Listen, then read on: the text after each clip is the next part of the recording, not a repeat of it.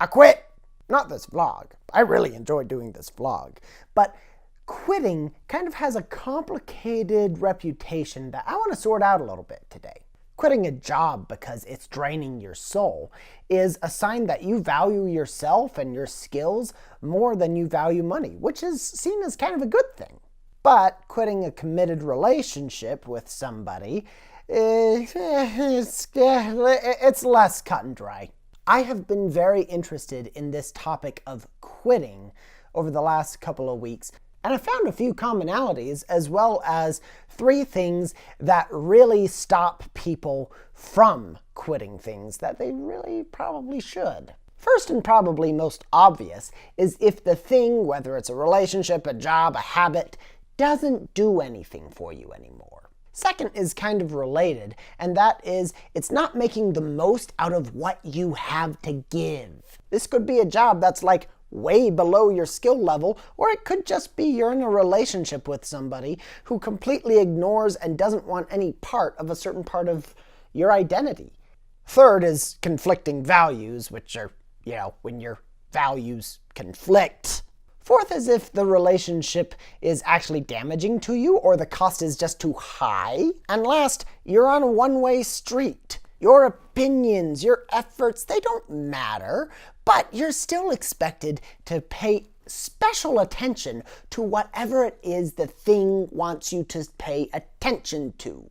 There are tons more connections, and I will leave them in the description down below if you want to read them, but oddly enough, having one of these, or even several of these, sometimes isn't enough to cause people to want to quit. It seems like there's a couple of things that we do or we think that make those things that we are quitting harder to quit.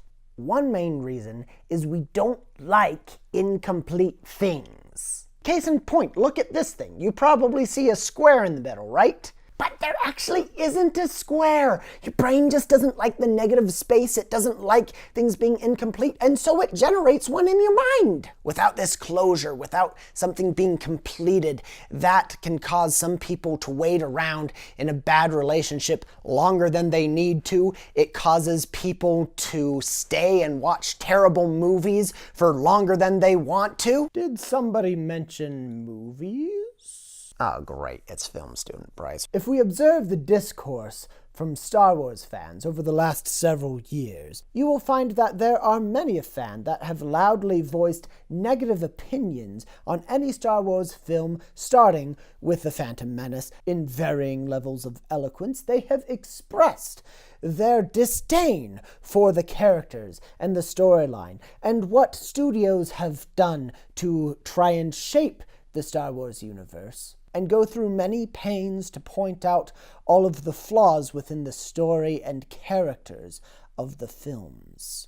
Now, despite the fact that to date, some Star Wars fans would say that there are more bad ones than good ones, the pre-order ticket sales for Solo, a Star Wars story, tells a different narrative. The ticket sales have already surpassed what many would have expected, and even those fans which yelled most loudly for Rian Johnson and his film The Last Jedi to both be crucified. I would wager that those fans will not miss an opportunity to see the final installment in theaters of the Star Wars trilogy, if not pre-order tickets for the opening debut. Why, you may ask? Because humans hate incomplete trilogies more than they hate the films which comprise them. All right, shoo, you're done. Move. This is my vlog. But we can't really just chalk it up to people don't like things to be open-ended. In the case of Star Wars or other fandoms, people have invested years, even decades of time. And while it makes sense that they don't want all of that invested time to go to waste, it also kind of doesn't make sense because of sunk costs. Did somebody mention sunk costs? No. Don't even think about jumping in on this, business minor Bryce. You got a B- in business management. Nobody wants to hear what you have to say. Shoot!